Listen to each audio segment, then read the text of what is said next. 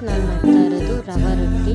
ಅದಕ್ಕೆ ರವಾ, ಕ್ಯಾರೆಟ್, ಈರುಳ್ಳಿ, ಹಸಿಮೆಣಸಿನ್ಕಾಯಿ, ಕೊತ್ತಂಬರಿ ಸೊಪ್ಪು ಮತ್ತು ಸಬ್ಬಕ್ಕಿ ಸೊಪ್ಪು ಯೂಸ್ ಮಾಡ್ತಾ ಇದ್ದೀನಿ. ಅದಕ್ಕೆ ಸ್ವಲ್ಪ ಮೊಸರು, ಜೀರಿಗೆ, ರುಚಿಗೆ ತಕ್ಕಷ್ಟು ಉಪ್ಪು, ಸಕ್ಕರೆ ಆ್ಯಡ್ ಮಾಡಿಕೊಂಡು ನೀರು ಹಾಕ್ಕೊಂಡು ಮಿಕ್ಸ್ ಮಾಡ್ಕೊಳ್ಳಿ. ಇದು 10 ನಿಮಿಷ ನೆನಿಬೇಕು. ಅಷ್ಟರಲ್ಲಿ ಚಟ್ನಿ ಮಾಡ್ಕೊಳ್ಳೋಣ.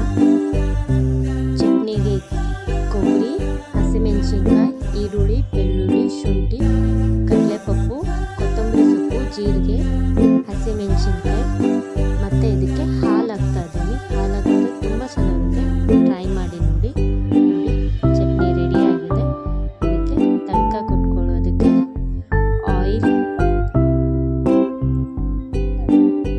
ರಾಯಿ, ಜೀರಾ, ಕರಿಬೇವು ಮತ್ತು ಒಣಮೆಣಸಿನ್ಕಾಯಿ ಹಾಕಿ ಒಗ್ಗರಣೆ ಕೊಟ್ಕೊಂಡಿದ್ದೀನಿ. ಈಗ ರೊಟ್ಟಿಗೆ ತವ ಬಿಸಿ ಇಲ್ಲ, ಅದಕ್ಕೆ ತವ ಮೇಲೇ ತಟ್ಕೋತಾ ಇದ್ದೀನಿ. ಹೀಗೆ ತಟ್ಕೊಂಡು ಆಯಿಲ್ ಹಾಕಿ ಕವರ್ ಮಾಡಿ 2 ಮಿನಿಟ್ಸ್ ಆದಮೇಲೆ ಟರ್ನ್ ಮಾಡಿದ್ರೆ ಕ್ರಿಸ್ಪಾಗಿರೋದು 2 ಕಡೆ ಬೇಯಿಸ್ಕೋಬೇಕು.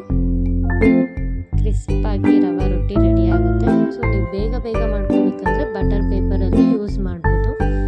ಹೀಗೆ ಈ ಬಟರ್ ಪೇಪರಿಂದ ಡೈರೆಕ್ಟ್ ತವ ಮೇಲೆ ಹಾಕಿ